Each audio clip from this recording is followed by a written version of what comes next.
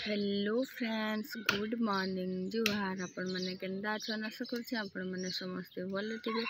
समस्ते भल अच्छे। यादे आपण मैंने देखी पारे आज संडे दादा जाइछन गछ पे देखुन एतकी बड़ सागवान गछटा अच्छे प्रीति मन करते समय काट छुपुछन इदी रस्सीटा के टानिकी धरी छन आपण मन के देखा जाउथिबा। आदे देखुन रस्सीटा आदे इदी धरी छन जदि से काटटा जदि मोर घुंटी उपरे पड़ी गला तो मोर घुंटी गुंडा है रे बुआ। ए भगवान के मैं प्रे करू छे मोर घुंटी उपरे नहीं पड़ुआ यदि न पड़ू दुआर दे कही मैं भावु छे। तो देखा जाओ नेक्स्ट ब्लॉग रे आपण मन के मिलबा कि ए घुंटी आड़े पड़ला गछटा या ए दुआर दी पड़ला आपण माने के मुई नेक्स्ट वीडियो देखाबी। देखुन गुटे गुटे काट मोर घुंटी उपरे पड़ला न केनता हेबा जे पता नहीं भगवान। देखुन दादे आ इदी होछे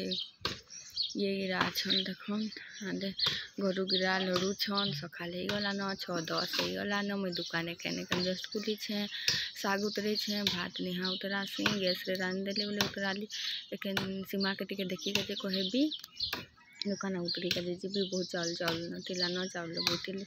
देखो नेक्स्ट वीडियो रे आपण मन के बाय टाटा बाय बाय।